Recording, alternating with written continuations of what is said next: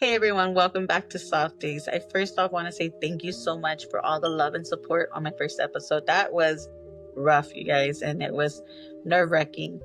But you guys just gave me so much outpouring love. It was amazing, and I thank you guys so much for that. I really, truly am grateful and thankful for you guys. Anywho, this is episode 2, Therapy and Faith and Why I Needed Both. I felt like last time I mentioned on my first episode, I shared about my mental breakdown and how everything in me finally crumbled. And I realized I couldn't keep pretending to be okay. Yeah. Today I want to go deeper. I want to take you guys back, not just to my breakdown, but in the beginning, to my roots, to my childhood, and to religion, to that quiet part of me that always believed in something bigger, even when life felt really dark. In that time of my life, you guys, get that off the first off, you guys. Now, trigger warning for a couple of things, you guys. I want to start off with that. Okay, when I was around 7 or 8, I don't remember much. Do remember church though. I do remember church. We were in foster care, and my siblings, for the first time. Yes, you guys, for the first time. I think I mentioned twice. But I do remember going to Bible study on Wednesdays and Fridays with my sister Vanessa and my sister Cindy. And every Sunday, it, was church. It became a routine. But to be honest, I didn't fully understand it. I just knew there was a God. That was pretty much it. And then we moved in with my aunt, and she was different, and things were different. Things changed. She had a botanica. She had a botanica. For my English speakers, it's a spiritual shop. It was filled with candles and statues. And even as a little girl, I knew something didn't feel right. We just didn't feel right. We eventually got baptized at a Catholic church. I still remember the white dress and the holy water, but I didn't feel connected. They just took me to church, but I didn't feel connected to God yet. I didn't know how to talk to him. I just knew he was real. I know there was a God. I know he saw me and my siblings. My sister Maria, I remember we were little and she would tell me there's angels up above us. And I'm like, oh, really? And I would look up and I wouldn't see it, but it was just that moment of hope. At age 11, something happened in that home that changed me forever. And I won't go into details, but it did plant fear and shame, confusion in me in my life during that time. Shortly after, we ended up back in foster care, and that's when I met my first therapist. I was diagnosed with PTSD and depression. I also started seeing a psychiatrist. They were just trying to give me all the support that I needed. I spent 7 years in the system, and I'll share more about that in the next episode. But what I want to focus on today is this. Everywhere I went, there was religion, some type of church, different. I was in different homes, so it was different. There was such a big diversity of homes and families, but there was always faith. And as foster kids, we had no choice but to go to the churches. So I would go to Christian churches. I would go to Spanish Christian churches. I would go to Catholic churches, went even to Church of Christ. But each of it had its own way of speaking about God. But somehow God was always there, and I'm thankful for those homes to show me their religion. But, there was one time I opened a Bible and the words started shifting on the page and they were moving. I didn't know if it was my mind or if something spiritual.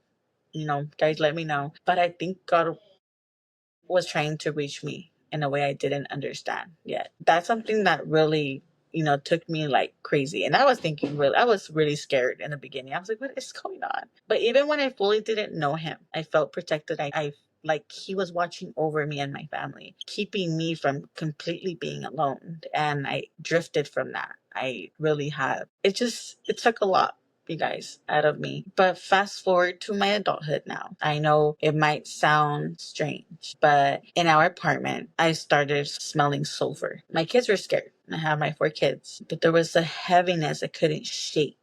There was something wrong. And I realized I had drifted so far from God throughout my years. But in the middle of that darkness, I felt heard, and it was beautiful. I started going to church again. And that's something I had always wanted for my kids, to know that there is a God.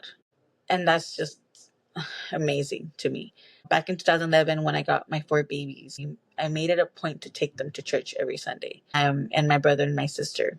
I wanted them to know God, to feel something steady, something loving. But life got heavy, and little by little, I drifted again. I've always felt like God pushes, and I keep pushing me back, and it's just such a big, moment.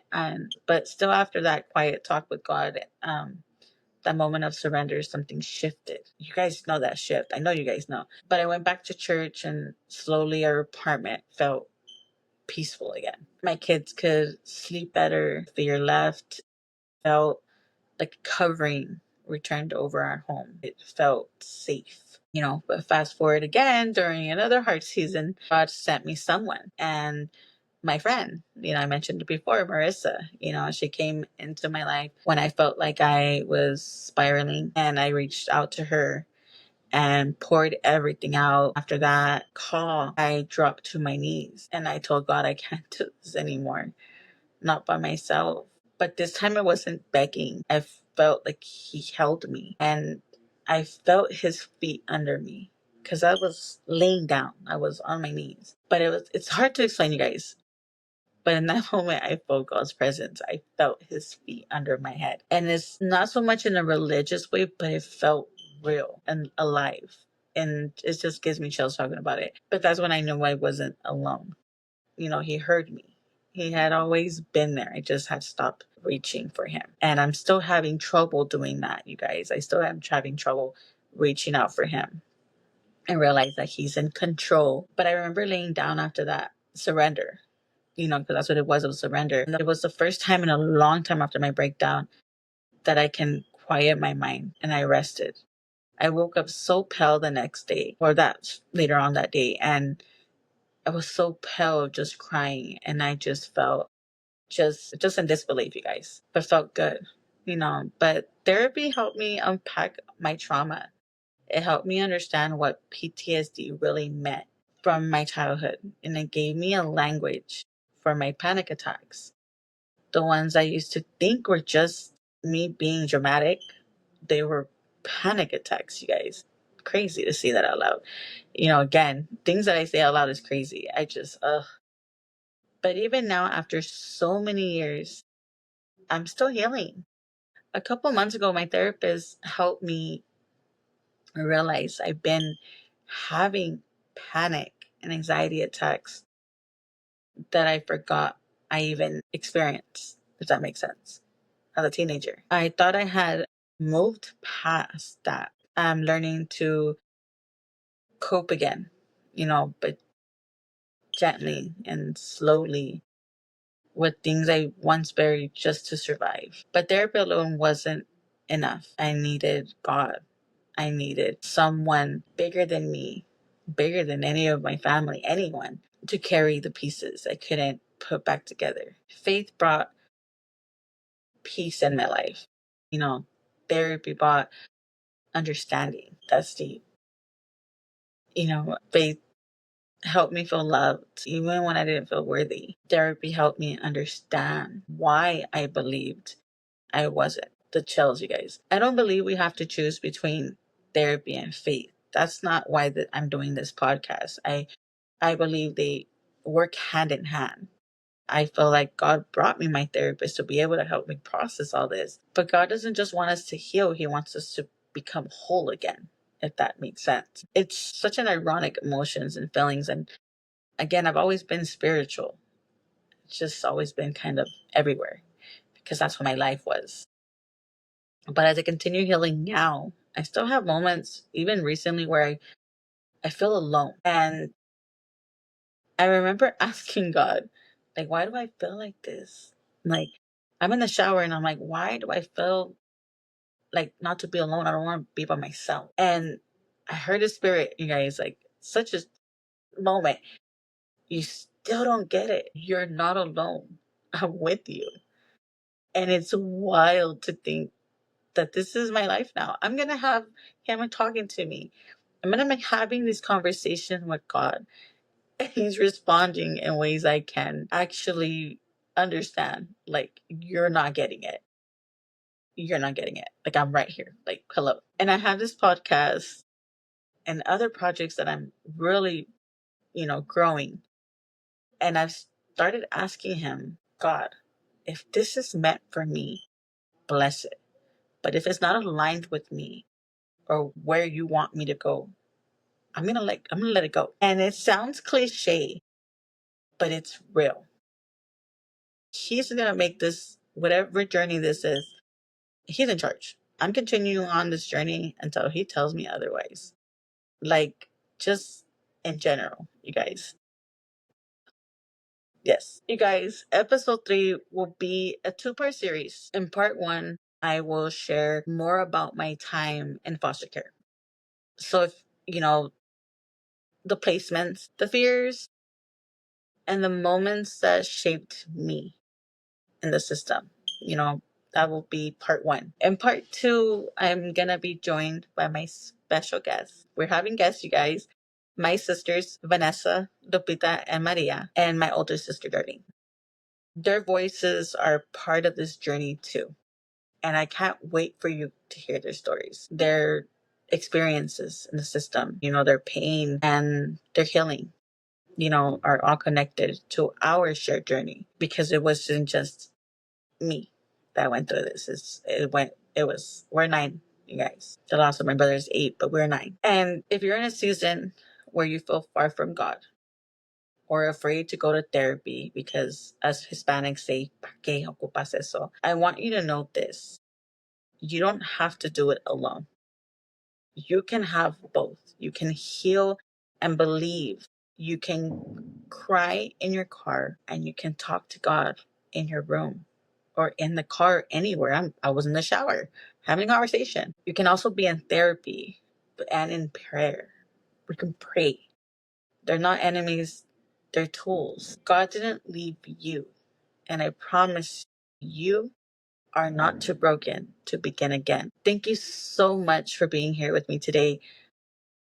In episode 3, I'll share more about my journey through foster care, and I hope and how I learned to survive when I didn't have a home. Until then, take a deep breath. Softness is still allowed, even after everything. And I want to say to you guys, thank you.